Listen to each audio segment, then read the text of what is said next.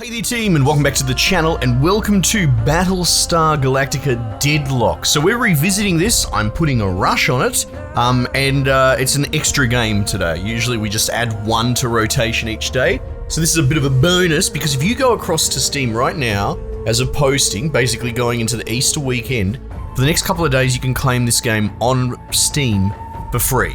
Costs you absolutely nothing, it's yours to keep forever, but there's only a very, very small window. So I only just became aware of this. It's not exactly being advertised super widely or anything. So for my part, I thought I'd shout it out because it's a phenomenal game based on a fantastic TV show sort of series reimagining. This has a really good narrative, a through line. The gameplay loop is this sort of turn-based. I lock in, the enemy locks in, and it executes together over like a 10-second period. I suppose the downside, if you want to say it, the negative is that these battles can become incredibly drawn out, right? So you might end up spending like an hour on a battle just because of the minutia that is available to you. You can maneuver each ship, and it's almost got a chess-like the way that it plays out in a pseudo turn-based hybrid with real-time strategy. On top of that, I believe all the DLC is super deep sale as well, and it's got this whole seasonal pass. Huge story that actually really goes some interesting places over the course of the season as well, and the seasonal installs or installments. So anyway, that's Scarlet Soldier 5 just at the front. This is a really cool game. We're going to start a playthrough on it because as much as I want to shout it out, I also want to play it. Do you have to know anything about Battlestar? Not really. No, it's all pretty self-contained. It's a prequel to Battlestar Galactica, the reimagined TV show, whenever that was, 2004 or whatever. So there's a lot of sort of references, and this is right when the Battlestars were being built, and in the TV show, the Battlestar Galactica, as is its name, Battlestar's the class, is being retired pretty much at the very beginning of the show. So that sort of gives you an idea of your timelines and what you're working with. Anyway, let's jump in.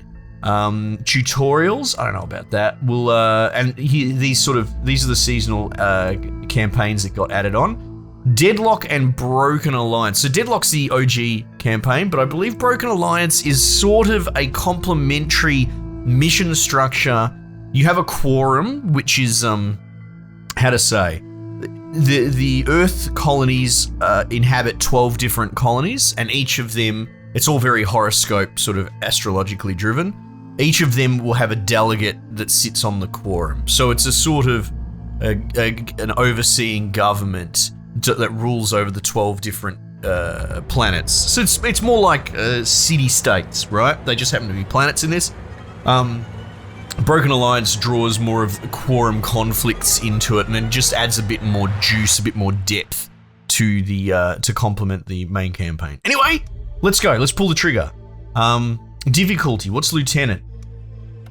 The standard Battlestar Galactica experience is Commander. Well, that's pretty good. I like being standard.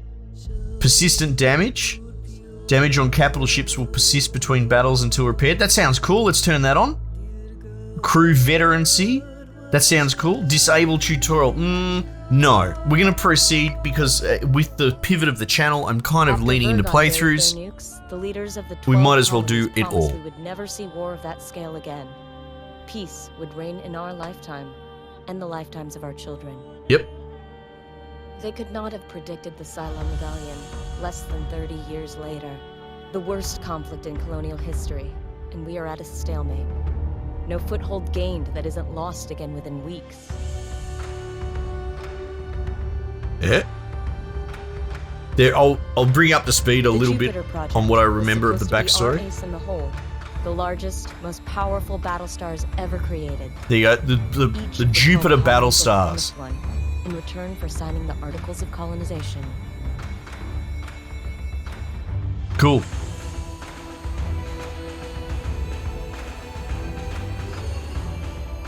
And I think the very first one was Galactica, who was for planet Caprica. I think that's how it works.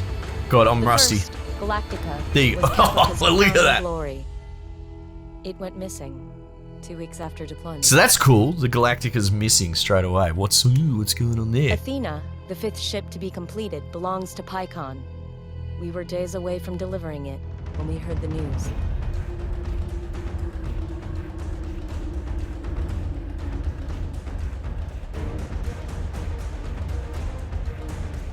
Pycon's capital cities were devastated by Cylon assault fleets.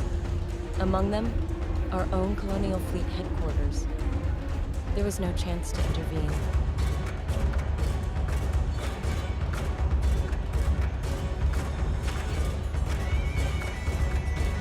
Command of Colonial Fleet has fallen to Rear Admiral Kane.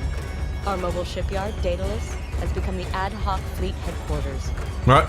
As Kane's XO aboard Daedalus, you have been promoted to Operations Commander of the entire Colonial Fleet. Kane XO to immediate Kane. retaliation for the attack on Pycon. The war room awaits your arrival, Commander. Okay, cool. So that's sort of current events pretty much brought up to speed. There are some parallels to the Reimagining series, which you should watch. I don't really want to ruin it or spoil it if I can help it. But essentially, Pycon's Battlestar actually, is you know what? almost I ready don't even deliver, want to speak on it, but to be Simmons honest. says it can't make an independent jump until the fuel lines have stabilized. Kane's orders are to jump Daedalus to Pycon with the Battlestar Athena attached ASAP. Okay. That means we have to clear the scouts here or risk telegraphing our movements to the entire Cylon fleet. Okay. I'll prep the deck crews for the jump while you deal with the toasters. Okay, Good sure. hunting, Commander. Yep. Now these toasters, which is a derogatory term for Cylons, if you're like, let's do it 101, right? So Cylons are essentially your stand-in AI uprising subservient species or race or whatever you want to call them, right? AI robot people.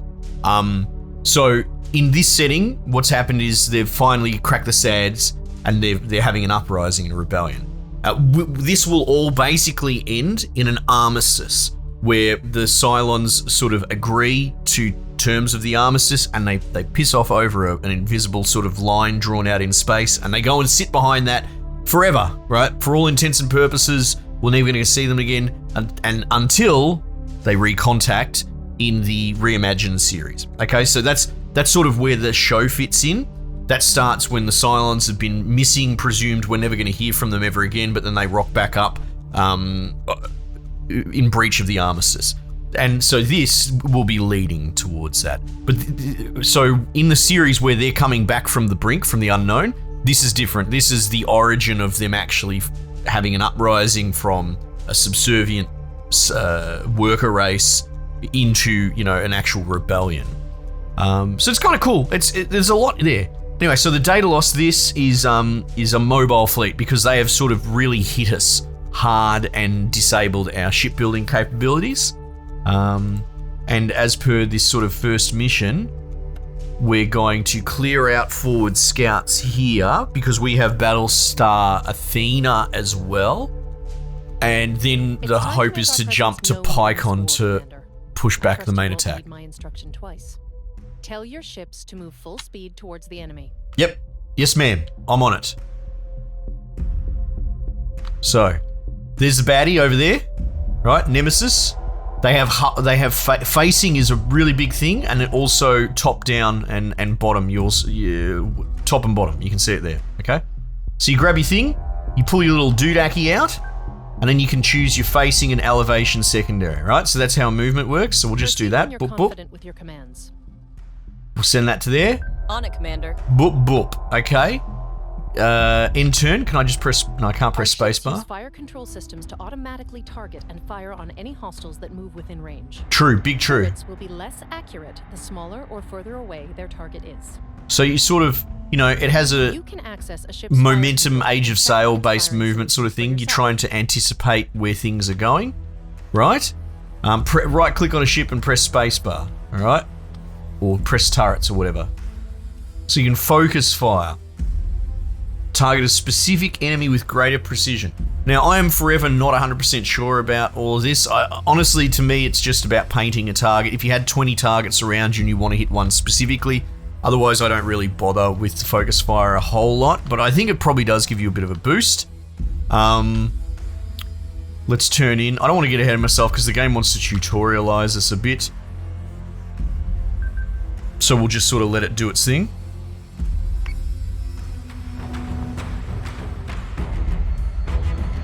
It's It's pretty cool. It does a really good job at creating this cinematic feeling.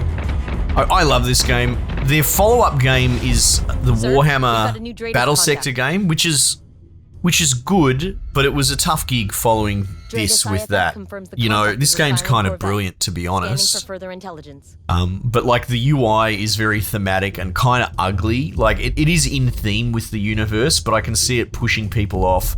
The game can be kind of cumbersome because it is complex. And then of course not everyone really cares or knows or is interested in jumping into Battlestar Galactica as a material, which is wild because it's one of the coolest sci-fi settings there is. So there's a lot of reasons why this isn't as popular as it probably should be. Okay, cool. Once identified, select an enemy unit to select a Cylon starter. Corvettes won't hold up to sustained fire. Yeah. Focus your turrets on one side to punch through their armor and Yeah. destroy the hull. And you can see These we've ships got them also as have well. long-range guided munitions. We've got useful for sides softening a target and before closing in subsystems. for the kill. Right?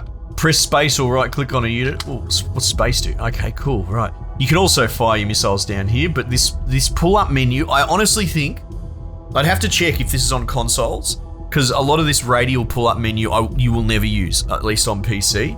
But it feels very much like a console sort Missiles of thing. on their way. Right? We could fire missiles with this one as well. Let's actually fire there, because you can friendly fire. You sort of think about, ooh, probably don't want to zap this dude, right? All right. I wonder, can I? Is it backslash?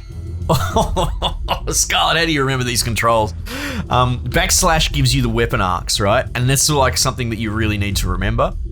A lot of the main big sexy ships will have, Age of Sail like sort of batteries on the sort of sides, right? Whereas like broadsides. Whereas these smaller, what are they called? Lances or something like that? Yeah. They have a front and rear facing firing arc, right? So essentially, we want to do our best to keep these goobers in our firing arc, right?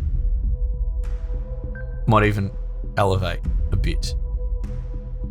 It depends. Now, the other thing is, you can check where the gun is. I can't quite remember. Oh, there you go. The gun's position matters a lot. See how, but it's hard for me to zoom in there, but it's there. It's under there, under the nose. And I think, yeah, there you go. There's your rear firing as well. So if, for example, you were to put a ship above you, this is hard in a 3D plane, but above and in front, it actually won't hit. It does need line of sight. So that's a tricky sort of thing that you just need to learn to master from playing. Let them have it. Missiles away. They're firing missiles as well. Oh, bro, he's getting dumpstered. So left and bottom took big hits, basically, then. Your ships don't seem to be performing as well as they should. They may have system damage that's been overlooked. Okay, sure. What are we looking at here? Repair Tell the subsystem. engineering crews aboard those ships to hotfix what they can. I'll see to their comprehensive repair once you've finished with your engagement. Sure. Okay, cool. So we can Yes, set that sir. repair. Again, I just tend to use it here. I'll turn it off and turn it back on. But essentially you have all these subsystems that dictate a lot of different stuff. Tech Bay is an interesting one, I believe, because the Cylons have this whole theme of hacking as well. It's actually really cool in the series. A big part of how they can get through is because they can corrupt a network. And so people go almost, dark times, analog sort of things as much as they can to avoid being remotely hacked. But what they'll probably do is try and reduce your tech defense. But for example, fire control's a better example. If your fire control hit 0, this isn't like, fire, defensive damage control. This is fire solution control. This is your aiming. So if your fire control went to 0, your ship will not be able to fire until you repair it. And I believe if you're repairing it, it turns the fire control system off. So juggling your subsystems is legit. It's a bit of work. Okay, where's this bloke going? So we'll stand on the brakes. We might even come down a bit. And we might do this. Now, it potentially will predict a collision, I think. Let's Yes, go Commander. up and over. And And you can repair your tech bay also. Alright. And I don't like that you're targeting that one. So I believe if I press... Can't I press T? Focus fire. Yes, sir. Yeah, there we go. Okay. And then cancel target. That's kind of what I want to do. I prefer it just to sort of do the best with what you can. Look at him pounding him. Alright, so we're through his top plating, and you can see now his hull was taking damage. So you really want to try and bully an angle if you can, and defensively, you want to protect an angle. So, we'll see there, bottom and left of this Manticore took a fair bit, so we should probably be trying to shy away from letting them near my bottom and left if I can help it. Now what's going on here? Use the map to keep track of enemy positions. Has anything jumped in? Okay, cool. Again, like there's a good example. I don't find this map very readable. I think it would be better if the colors and all that were a bit different. So it goes. You know, what are you gonna do? Just sort of Scarlet speculating as to why maybe the popularity of this game's not quite there.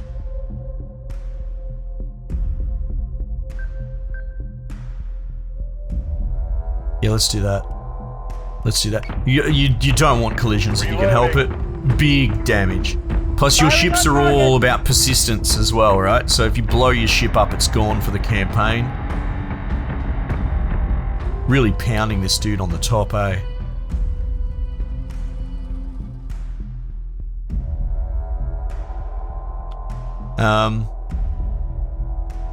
Might even rip around tight. Something like that. And then you can rip up, because remember the previous lesson we did is remember that the nose gun is underneath the nose. So when he starts shooting at him, because he doesn't have a resolution on him anymore. There we go, that's more like it. Or a solution, sorry. Yeah, let him have it. What we got going on here?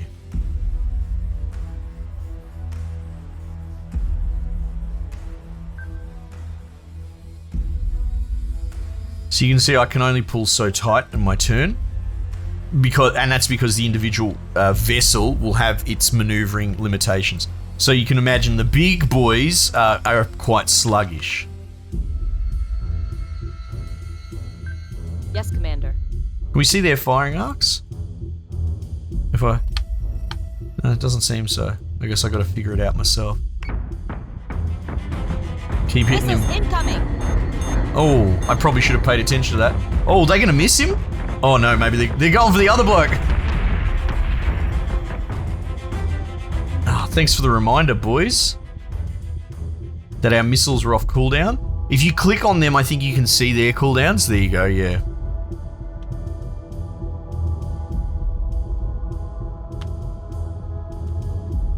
God, this guy's looking for a collision. What about if we just go up like that? Right. And... So what's happened here? His rear's sort of really copped it. Looks like those missiles have kind of swirled around and maybe missed him. If anything, though, we'll turn into them. You like, I could turn away. Maybe they hook around and hit me in the rear. So you can sort of at least look that far ahead. You know, give them, turn the better hull in. Get him.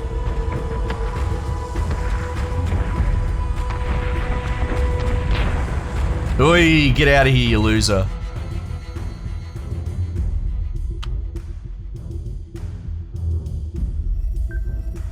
Understood. So that's interesting that the arrow's there. Yeah, that's not really his facing, is it? His arrow's there. Okay, sure. Wonder what we can do with those arrows. I'm not sure.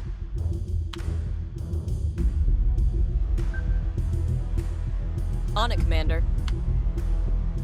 Let's go. Oof. Oof. Oof. We're taking sustained fire. Manticore is taking damage. Oh wow, they got through. So same thing here, right? Probably if we can favor the right front top would be good, but again at the same time won't really be able to fire on him. So sort of have some issues here. You have to think about it because look at our firing arcs. I know this is all very basic stuff, like small scale. I shouldn't say basic, it's kind of complex, but it's small scale. So right now, and it looks like he was focus firing this dude. Right now, it might be worth, honestly, giving him our starboard. Our starboard top, if possible.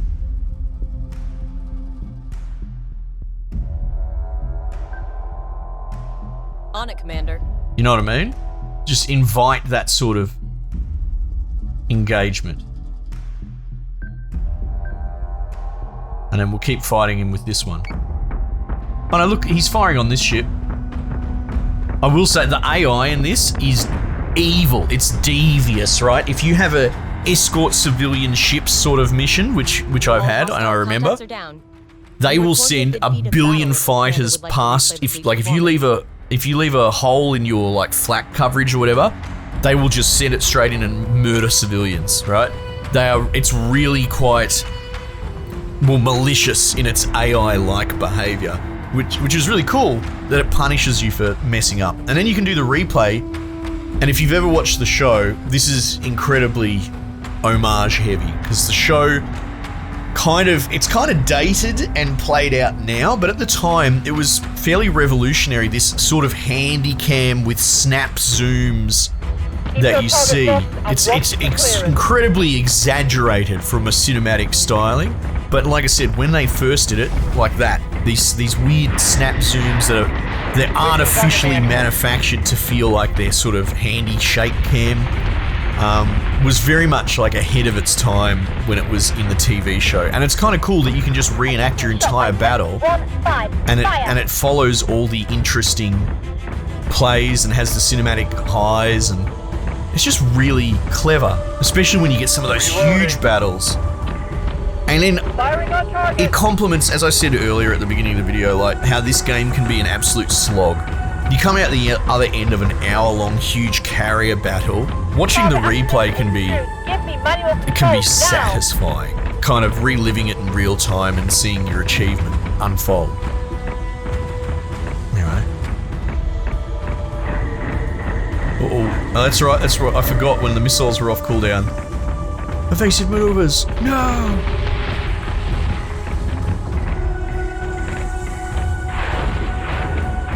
I think we did alright there, that little twirl. Did our best to avoid them. Bullets, get out of here. God, it still holds up. What an experience this game is. Sustained fire. Set secondary battery. Full attack mode. Fire at will. The chatter like that was turned up as well. I believe at launch it wasn't really there, but it got added. I don't think it's a DLC. I'm pretty sure it was free stuff that got added in. Alright, cool. Proceed. This is, that's good. It's good to be back! Commander. And then we haven't even gotten to how the campaign works, which it's still early days. I don't have a lot of time left, so we'll see how we go. But you can see all the systems are represented around here, and you have to build fleets as you go, research hulls. So there's an actual like total war level of, like, it's not just scenario fixed battles. There are main mission sort of campaign battles, but you very much have to manage your fleet, and they will really precisely pick off weak points and that as well. So it's quite a challenge. All right, so what we got here? Chapter 2, Athena. Kane has got her stomping boots on. Started shelling out orders before she'd even finished sticking the Admiral pin to her jacket. She's out to prove she's ready for the top job of Colonial Fleet. Yeah. Can't feel good to earn that promotion off the back of your superior's bad luck. But we've all lost someone in this war, I guess. My sister was on Galactica before it disappeared. Pycon's government is blaming Kane for not delivering Athena earlier. Both she and Sinan won't be happy until we've delivered all 12 of the Jupiters to the colonies. Well, at least we'll get to see Athena clear out some toasters before we hand her over to Pycon. Daedalus is ready to jump on your command, sir. Let's go, sure. FTL drive for the Jupiter-class Athena is not yet complete. Cylon cleanup crews are expected in LZ. Okay, cool, let's go. Select fleet group Daedalus in the strategy index. Here it is there. Our ships took a few hits during that fight. We should have the crew do some repairs before we move on. Sure, okay. So I guess we could just repair fleet, but you can see there. We use the Tilium. Got the Lancer and the Perseus. Jump. Helios Alpha. It's all a bit follow the bouncing ball at the moment, which is fine. Rotate the camera. Oh yeah, cool. Jump commands resolve at the end of the turn. Alright, and then we proceed. There's a lot of stuff popping in the way, but you have almost like a Warhammer tabletop point system and limits to how big you can make your stack as well. So, you know, maybe you have a super duper, only a handful of giant ships fleet or a lot of little sort of escorts or a mix. You can go and deploy these however you like, but I'm happy just to go with the defaults. Fleet group is jumping in 3, 2, 1. Jump complete. Dratus contacts bearing 017, Karam 021. Right. Pycon and the rest of the 12 colonies are watching our every move, Commander. Yep. Some would see Colonial Fleet fail. Ensure we succeed. No pressure, sir. No pressure at all. Nah, she's alright, mate. I got this. So we've got Dratus contacts out there, alright? We've got ×3. We also have the Athena, the Jupiter class Battlestar. Look at it. I like the touch that they said its jump drive wasn't ready, so it jumped. It didn't really jump. The Daedalus jumped with it attached, and then we undock it. That's kind of cool. Another thing is that this has Vipers and Raptors as well. So the Battlestars are actually aircraft carriers, right?